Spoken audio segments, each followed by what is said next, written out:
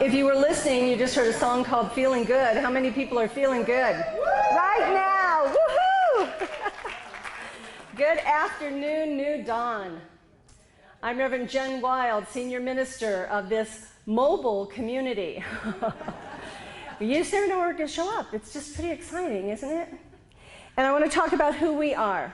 Say this with me, please. We are a vital, vibrant, powerful, and growing community. And wherever you are on your spiritual path, you are welcome here. So thank you for being here this afternoon. Is there anyone who is here who has not been a part of the New Dawn services before? So you're here for the very first time, just raise your hand. There we go, my friend Kyla, right back there. Please stick around a little bit after services so we have a chance to love on you and meet and greet you. We have visitors from California. We have visitors from California? Where? Did you just raise your hand when I asked you to? Were you being shy? We attended previously. Oh, okay, good. Okay, but you're back. Okay, so traveled the farthest, the couple from California. Thank you so much. How wonderful. I have a couple of announcements, and I'm about to say something that may embarrass someone, and I will just apologize in advance. Lenny Gelkin. Raise your hand, please. I won't make you stand up. This is Lenny Gelkin. We all know Lenny. She is a beloved member of this community, and today is her last day with New Dawn. She is going on an adventure to Heaven Help Her, Tucson, Arizona, and she's leaving this week. So make sure you get a chance to say a few words to Lenny today. Thanks for being here, hon, so much.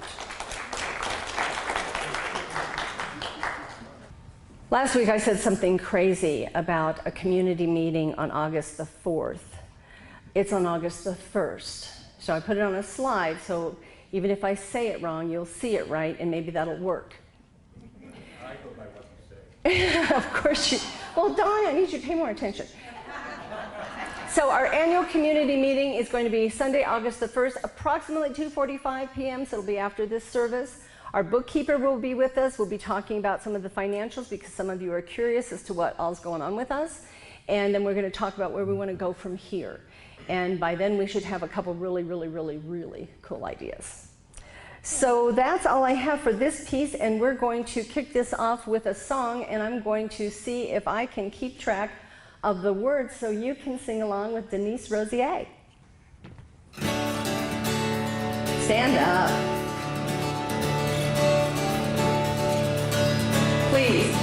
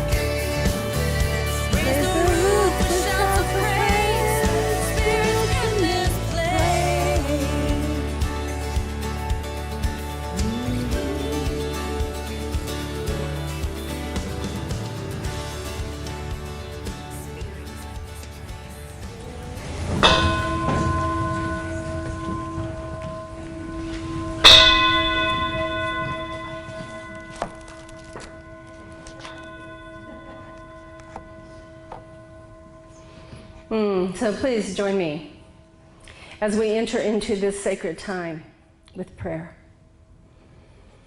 And as we just breathe in to this moment, to this space, to this place, let us allow ourselves to be here now, fully present. May we let go of anything and everything that transpired before this moment here. And may we let go of anything that's going to come later and just be in that place of awareness here. And so what we recognize right here and right now is that God is here. That very power, that very presence, that beauty, that love, that light that is the creator of all things is here with us now. Always with us. Always present. Everywhere present. And how comforting that is to know that God is here, because what we know by this is that we are never alone. Every idea, every thought, every word that we speak, every action is of God and is in God. How incredibly exciting is that? How beautiful it is to know that. And so what I know right here and right now is I know that all people everywhere are blessed. And all people who are coming together today have been coming together all morning long and this afternoon and yesterday and whenever, in the name of Spirit, in love, in connection, all are blessed. Life is beautiful. Life is incredible. And so we just allow ourselves to be here now as we begin this service, knowing it's good, knowing it's perfect, knowing it's done, and by God, it is complete already in the mind of God. We just let this go and we let it be, and together we say, and so it is.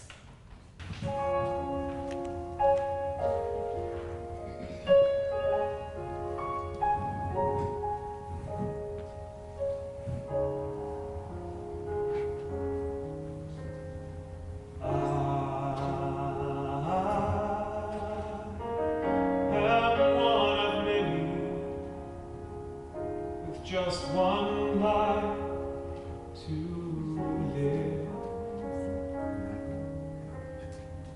The gifts I have, great and small, I give them all. I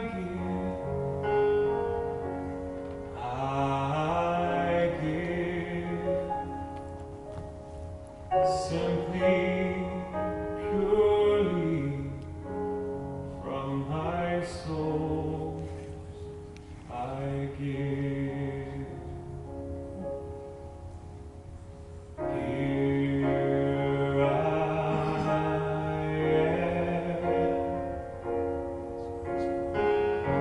a vessel to be used.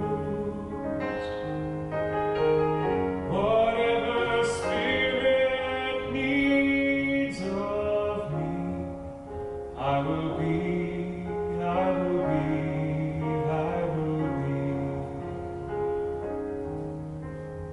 Here I stand.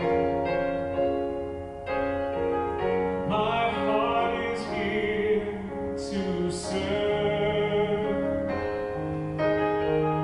Wherever love is leading me, I will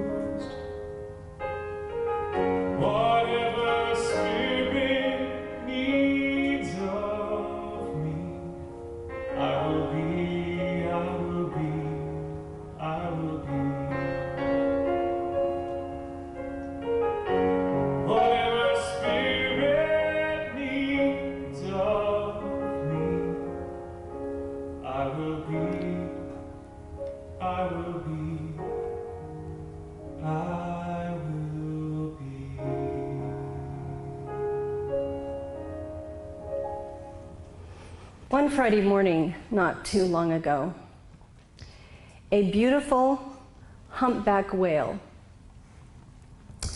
was near Herring Cove Beach outside of Provincetown having his breakfast. And at the same time, a man by the name of Michael Packard was diving about 45 feet below the surface of the water. And Michael Packard says all of a sudden he felt like a push, and then everything went dark. And he got this sensation that something around him was expanding and contracting.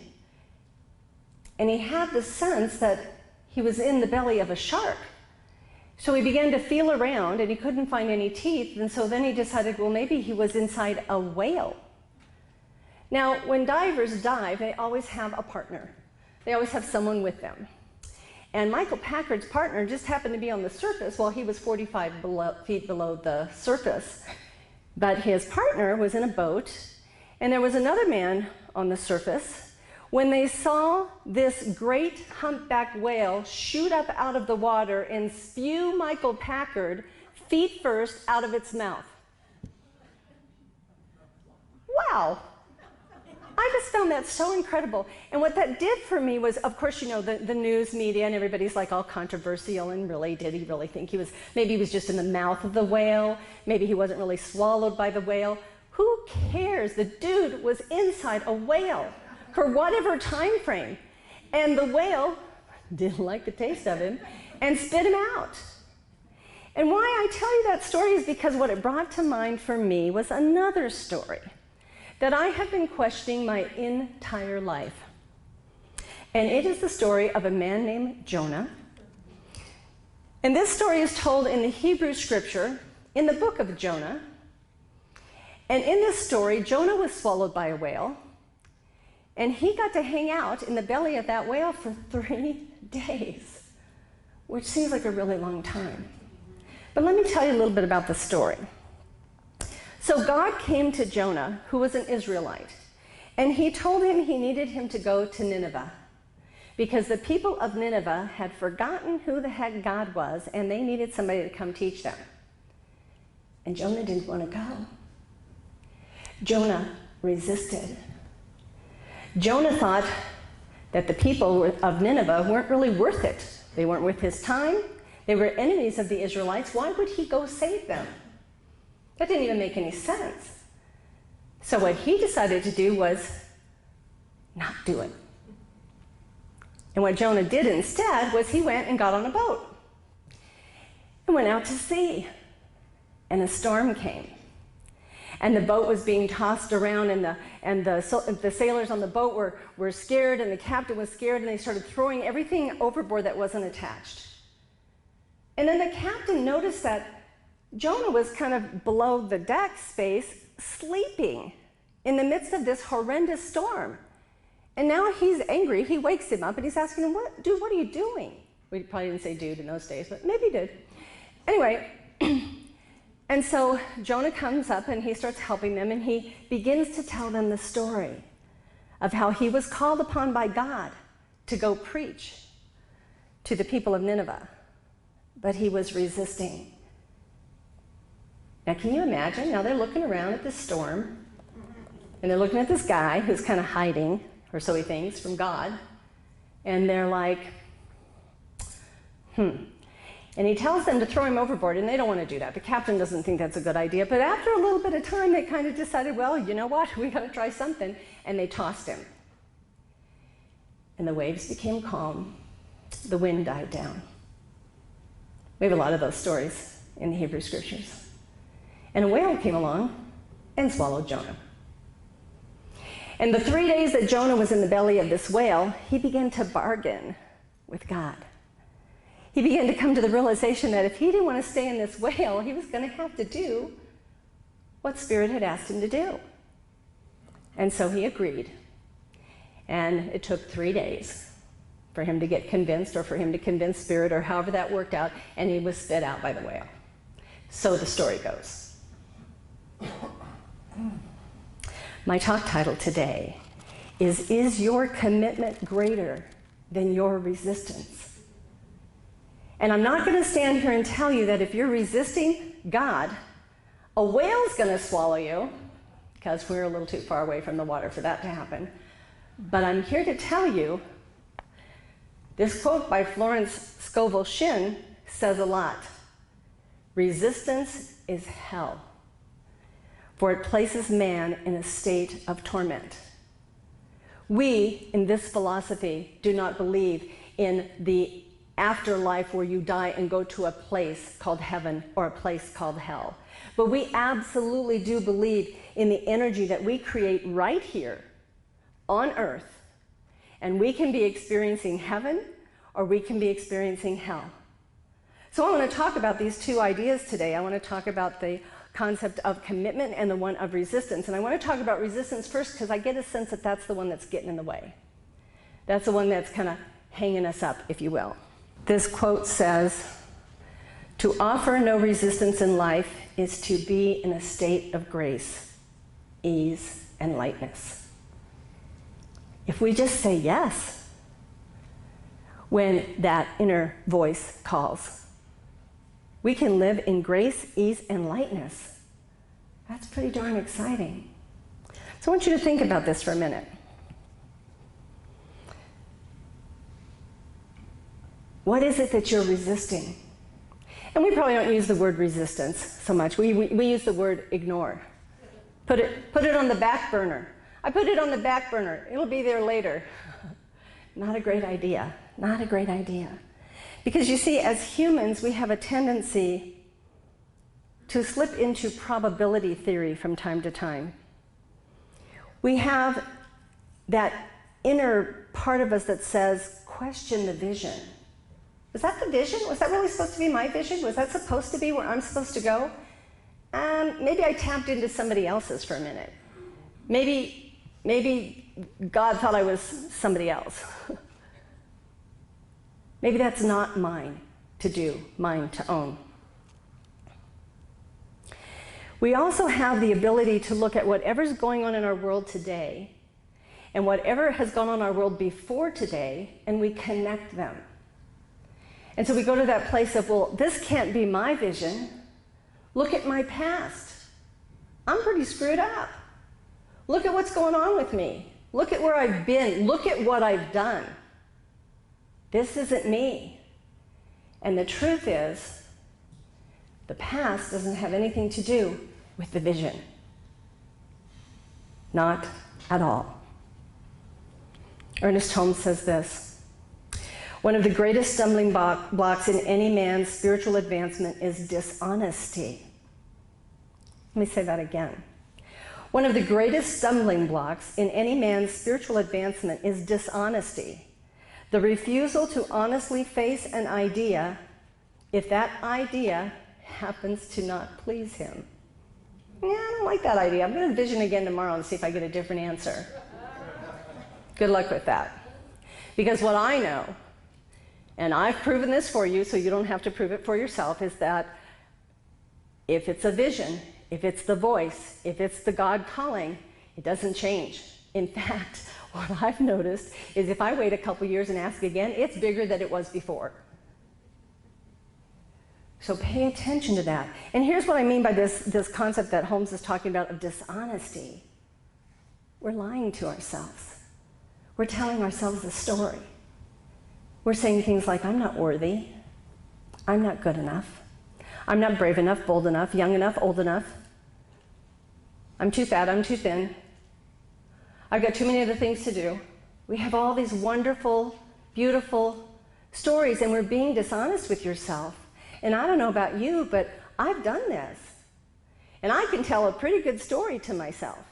And I can do a fairly good job of convincing myself that it's the truth. Until that day comes when I decide to take a deep breath and just sit with it and go, okay, I don't know where I came up with that, but that's not right. Because the Spirit knows the inner you.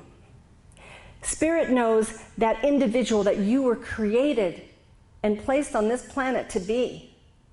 Not all the stuff that's happened to you, and not all the people that gave you all those horrible stories about what you were and what you couldn't be and how can you and how could you. None of that. Spirit knows the truth.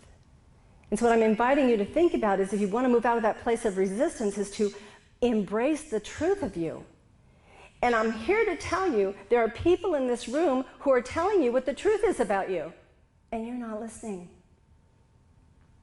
We go, this little head goes like this inside our body.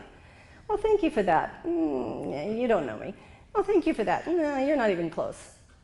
Start listening. And stop listening to the naysayers. Sometimes those are family members. Gotta love them. But they don't necessarily know us the way Spirit does. When we argue or resist, we have a tendency to use science of mind jargon. Science of mind jargon is when I say, oh, I don't think I'm being called to do that. I'll take it to prayer, and then the next time I see you, I say, you know, I took that to prayer, and I just didn't get the sense that that's mine to do. And I'm not saying that those aren't true statements from time to time, because they are. I'm not discounting those of us who are really in that space and are not getting that message, because people will come up to you and tell you you're supposed to do stuff that you're not supposed to do. I'm talking about those times when someone says something and this part of you goes, what was that? And then you start backing up and scrambling. And how am I going to get out of this? Because I don't want to do this. I told a story years ago about Doreen Virtue, who went in her closet and ate ice cream sandwiches. And what she discovered was the more ice cream sandwiches she ate, the less she heard the voice. Well, she gained a little bit of weight. Some of us who decided to eat during COVID, we know what that's like. And when she stopped eating the ice cream sandwiches and she started listening to the vision and started following the path, it took her into a whole new world. She didn't have the education to be a speaker or to be an author, but she became a speaker and an author, and she got the education. God is in charge of the how. All we have to do is say yes. Dr. Joseph Murphy says this: if you set up resistance in your mind to the flow of life through you, this emotional congestion will get started up in your subconscious mind and cause all kinds of negative conditions.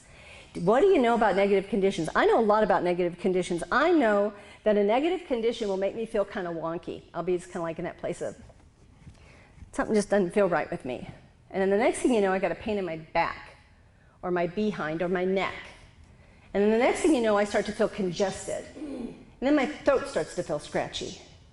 And the more I resist, the more my body responds. I don't think we're so different in this particular respect. I think this is the way it happens for all of us. Resistance.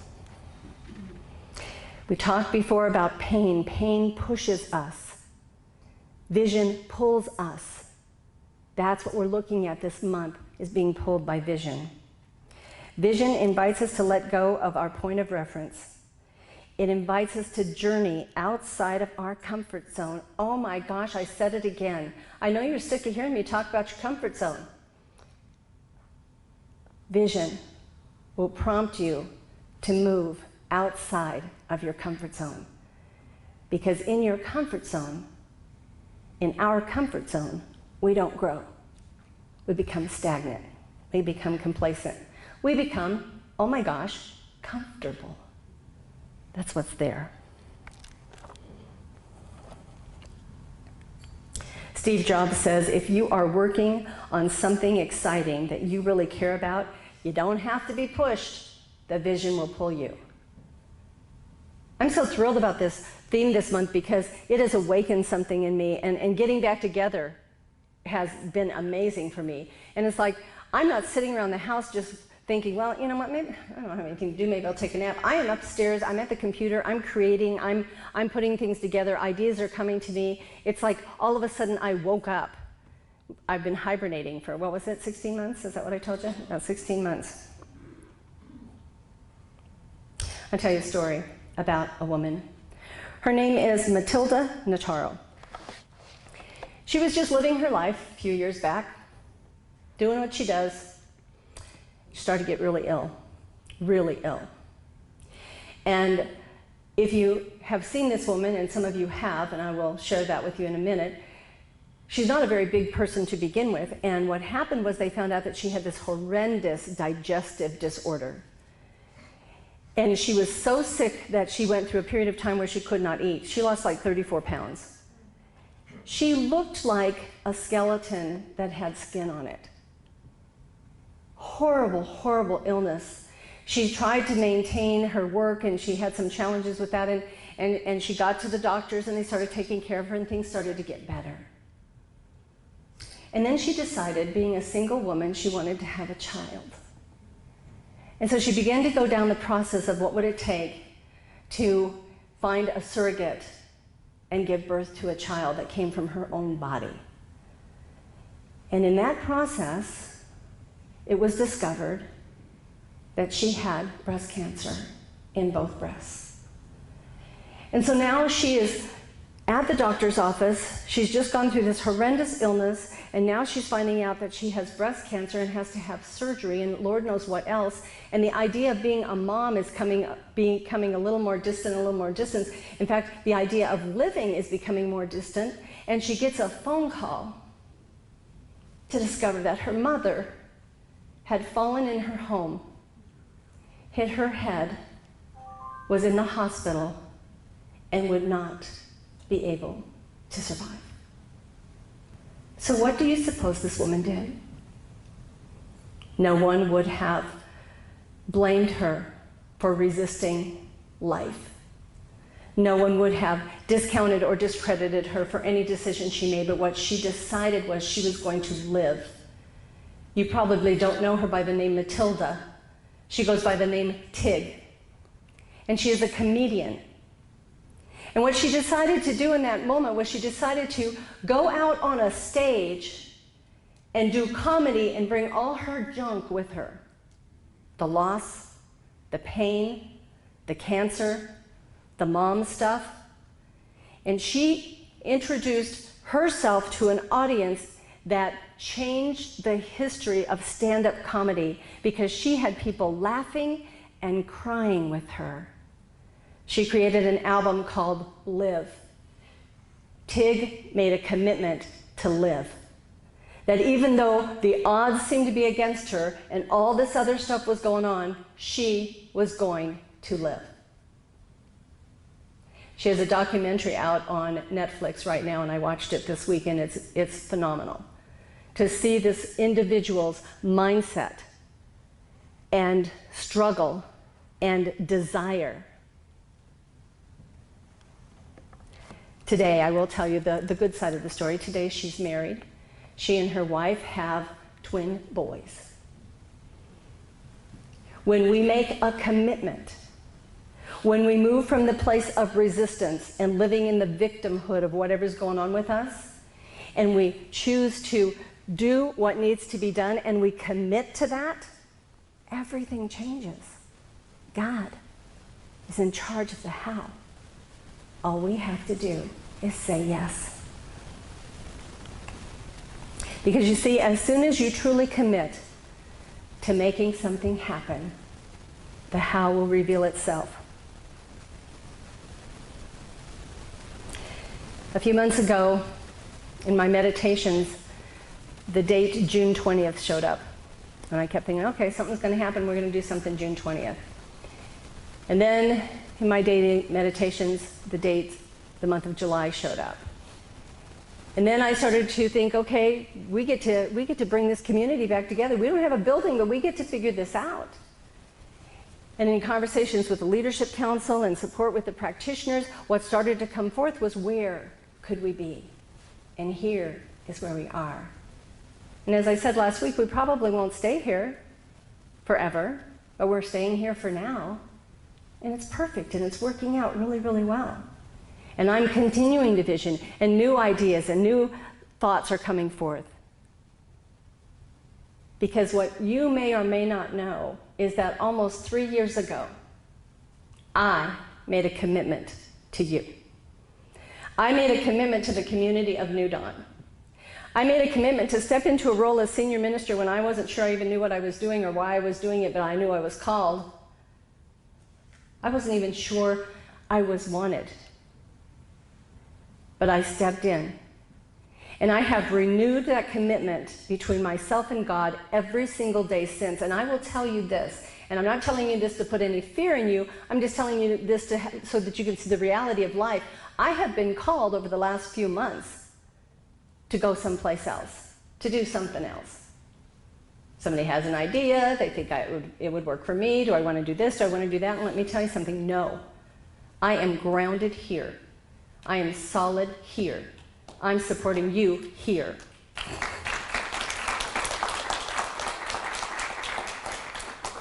And because I have made that commitment and I'm so passionate about it, when everything goes a little haywire like it did before we got started today and like it did a little bit last week and like it does every other day, I still get to get back to that place of groundedness, knowing that Spirit is supporting me, Spirit is guiding me, and that voice is so strong.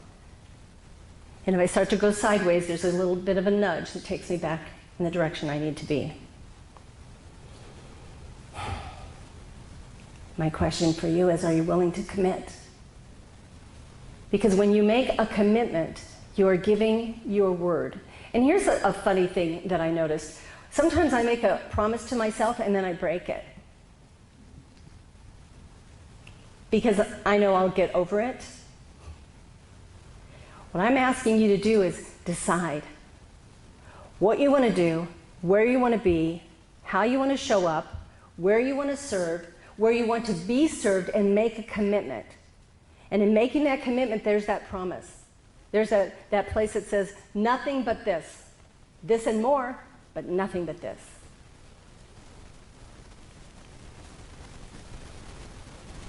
Jonathan Lockwood Huey said, "Standing in the inspiring vision of my future, I boldly take every step, large and small, with courage and intent." Please read this with me. Standing in the inspiring vision of my future, I boldly take every step, large and small, with courage and intent. Please pray with me.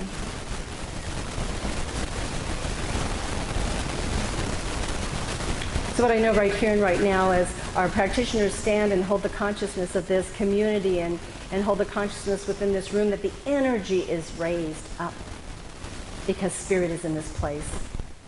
And this Spirit, this being, this divine knowing, this divine intelligence is here guiding us, holding us, comforting us in all things, always.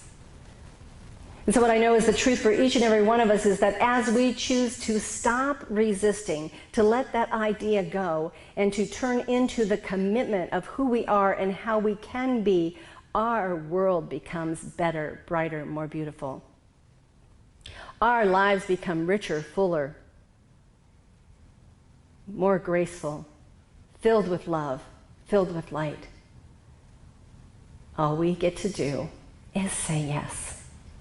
So in this yes moment, in this yes idea, I bless each and every one of us, knowing that Spirit is here holding that space for us, ready to show us the how of everything. How grateful I am. How grateful I am for the community of New Dawn. How grateful I am for Heather Gardens in this space. How grateful I am for each and every person here who has stepped up and is supporting us by volunteering and being a part of the service. How grateful I am for every practitioner who holds the consciousness for each and every one of us. And how grateful I am for the part that I get to play, the place I get to be in all of this. So knowing that this is perfect, knowing that God is in all of this, I give thanks. I give thanks for each and every one of us. I give thanks for the next steps and the next steps and the next place that we show up together, knowing it's good, knowing it's perfect, knowing it's blessed by God. I let this go. I let it be. And together we say, and so it is.